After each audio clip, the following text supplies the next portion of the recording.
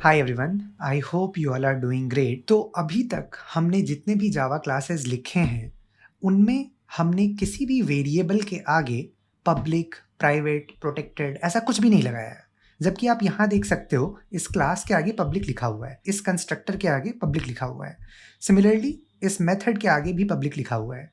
तो सबसे पहले तो हम ये देखते हैं कि अगर हमने यहाँ पे कुछ पब्लिक, प्राइवेट जैसा स्पेसिफाई नहीं किया है, तो इसका क्या इफेक्ट होता है। तो एक इफेक्ट तो हम ऑलरेडी देख चुके हैं कि अगर हम किसी दूसरे क्लास में जाएं तो उस क्लास से हम उन वेरिएबल्स को एक्सेस कर सकते हैं। जैसे कि यहाँ पे अगर मैं p.age करता हूं तो you can see there is no problem with that. लेकिन अगर इस एज को मैं प्राइवेट बना दूं तो उस केस में प्रॉब्लम आ जाएगी, राइट? अच्छा, एक चीज और, यहाँ पे मुझे थोड़ा सा डाइग्रेस होना होगा। जावा के अंदर एक बहुत ही वेल नोन कंसेप्ट होता है जिसे हम बोलते हैं package. Now what is a package? So जैसे यहाँ पे आप देख सकते हो कि एक सोर्स नाम का फोल्डर है SRC, और इसके अंदर मैंने दो क्लासेस बना रखे थे। डायरेक्टली इसके अंदर दो क्लासेस बना रखे थे। एक क्लास था मेन क्लास और दूसरा था person class. They were not under some explicit package. लेकिन अगर मैं चाहूँ तो मैं कोई पैकेज बना के और उसके अंदर भी क्लासेस लिख सकता हूँ। तो पैकेज बनाने का तरीका क्या होता है कि आप इस फोल्डर पे जाओ, राइट क्लिक करो, and you will have an option. So you can see this option new package, and now you can give the name of a package. फिर वो पैकेज आपके लिए क्रिएट हो जाएगा। तो जैसे मैंने यहाँ पे क्या किया है, अपने लिए पैकेज A और पैकेज B, ये दो पैकेजेस बना रखे हैं।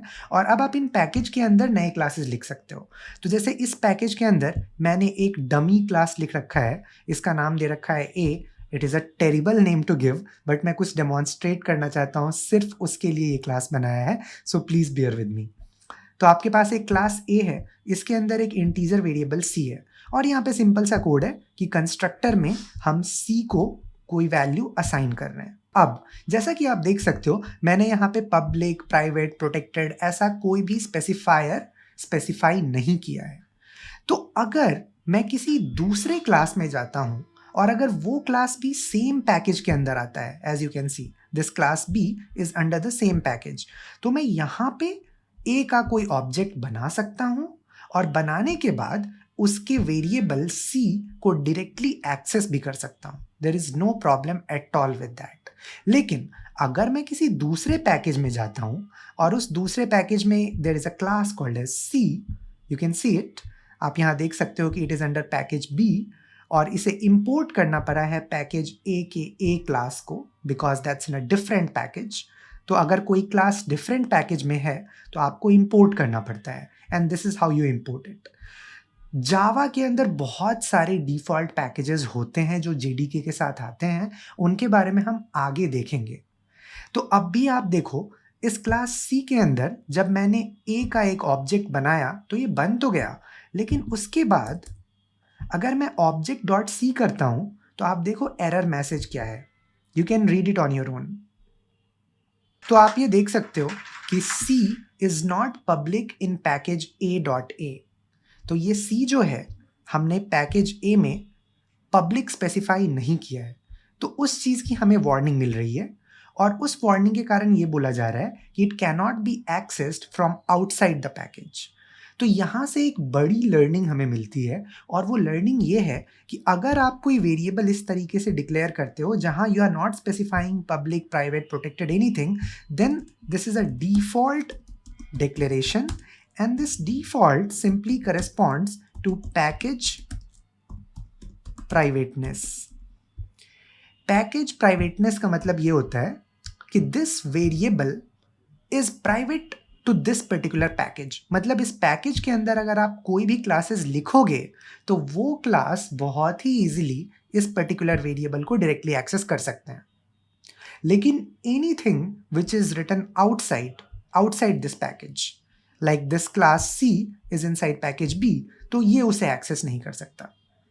अगर इसे एक्सेस करना है तो फिर मुझे एक्सप्लिसिटली इसे जा करके यहाँ पब्लिक बनाना पड़ेगा।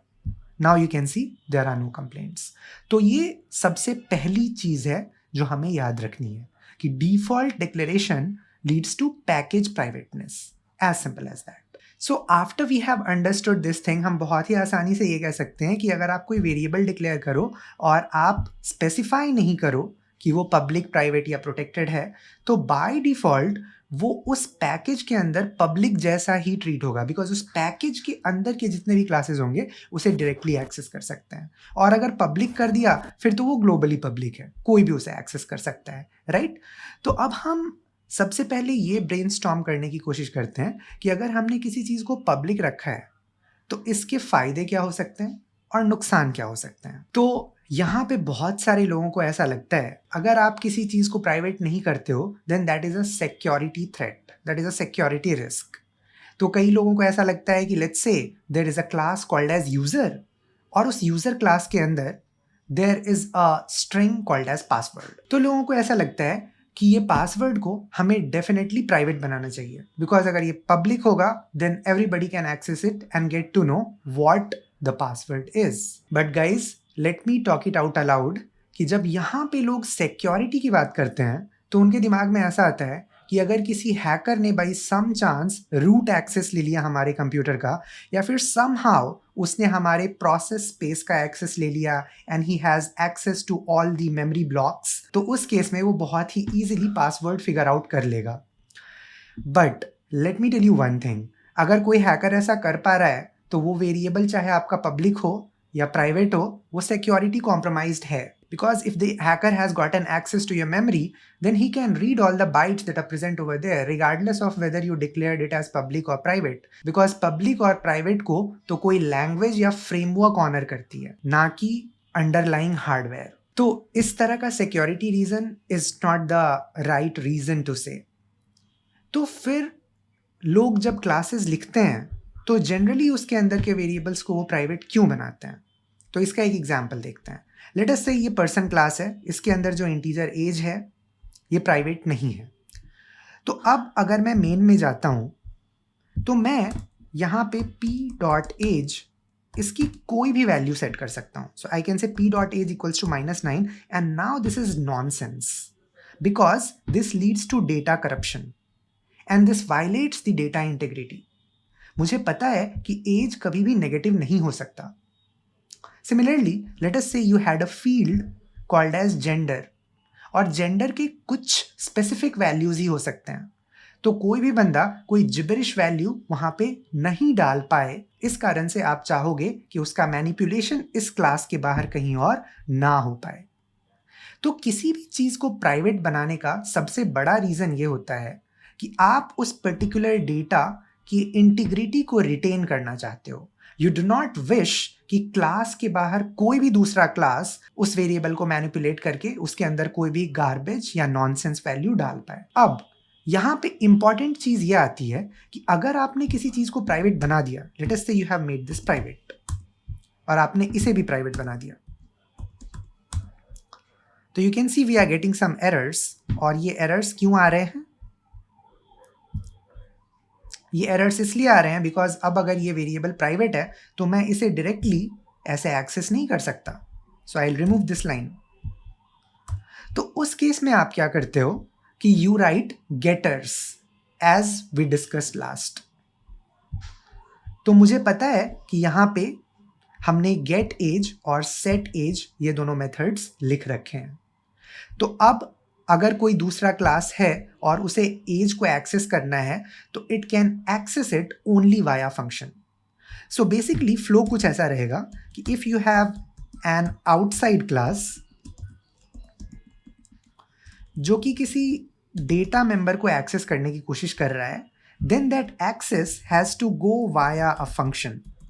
उस फंक्शन को हमने यहाँ पे एक फैंसी नेम दे दिया है, उसे हम गेटर बोल रहे हैं, but it is actually a function. और ऐसा करने का फायदा क्या होता है कि फंक्शन के अंदर आप लॉजिक लिख सकते हो। You can write different logic to either allow or disallow certain actions. जैसे let me give you an example. अगर मानो किसी बंदे को पर्सन का एज सेट करना है, p.setAge to 40, ओके। अब सेट एज वाले मेथड में मैं एक लॉजिक डाल सकता हूं कि इट एंश्योर्स कि सिर्फ और सिर्फ ऐसे ही एज सेट किए जा सकें विच आर नॉन नेगेटिव। उसके लिए मैं ये इफ कंडीशन डाल सकता हूं, if age is greater than equal to 0, then only this line will be executed. Otherwise, it will simply be ignored. और अगर आप कुछ हार्ड एक्शन लेना चाहो तो आप ऐसा बोल सकते हो कि if age is negative, you can throw an exception. You can say throw new runtime exception illegal age. And now you can remove this line. क्योंकि अगर एक्सेप्शन थ्रो हो गया तो इसका मतलब यह है कि हम इस लाइन पे आएंगे ही नहीं. We learn about exceptions when we reach there. तो अब आप देख सकते हो कि इस पर्टिकुलर फ्लो का कितना इंपॉर्टेंस है. So this ensures that your data does not lose its integrity. तो ये जो पूरी चीज है, this habit of making your data private but exposing them through public getters and setters is something which is called as data hiding. And this is all about encapsulation, which is also the first pillar of OOPS. तो encapsulation का simple सा point ये होता है कि hide your data. Hide your data from what? From direct access. So if you think about it, these instance variables, they are nothing. They are just like some secret chambers and cupboards which are there inside your house, जिनके अंदर आप किसी को directly नहीं जाने देते. हाँ, लेकिन अगर आपसे कोई पूछता है कि इस कपबोर्ड के अंदर क्या है, तो बिना कपबोर्ड खोले आप उसे बता देते हो कि हाँ, इसके अंदर एक बैग है, एक नेकलेस है, and so on and on. So this is a very important coding practice to imbibe, कि आप अपने डेटा मेंबर्स को प्राइवेट रखो and expose them via public getters and setters. अच्छा, कभी कभी आप सेटर्स नहीं रखना चाहोगे. सेटर्स आप क्यों नहीं रखना चाहोगे? जब आप उस पर्टिकुलर फील्ड के वैल्यू को म्यूटेट नहीं करना चाहते. तो इसके बारे में भी हम आगे कभी ना कभी देखेंगे.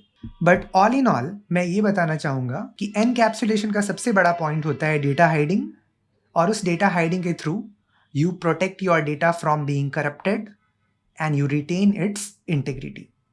It doesn't have much to do with security, which is related to hackers hacking into your systems. तो अब इसको कंक्लूड करने से पहले ये समझ लेते हैं कि अगर आपने किसी चीज को प्राइवेट बना दिया तो इसका मतलब ये है कि वो पर्टिकुलर वेरिएबल सिर्फ इस क्लास के अंदर डायरेक्टली एक्सेस किया जा सकता है. You cannot directly access it from anywhere outside of this class. और अगर आपने किसी चीज को पब्लिक बना दिया तो वो कहीं से भी डायरेक्टली एक्सेस किया जा सकता है. The third thing is protected. तो अगर आप किसी चीज को प्रोटेक्टेड बनाते हो तो उस केस में आप उस पैकेज के अंदर डेफिनेटली उसे एक्सेस कर सकते हो. जैसे अगर मैं इसे प्रोटेक्टेड बनाता हूं,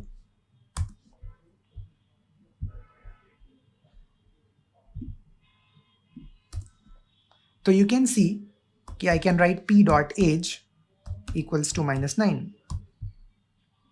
right?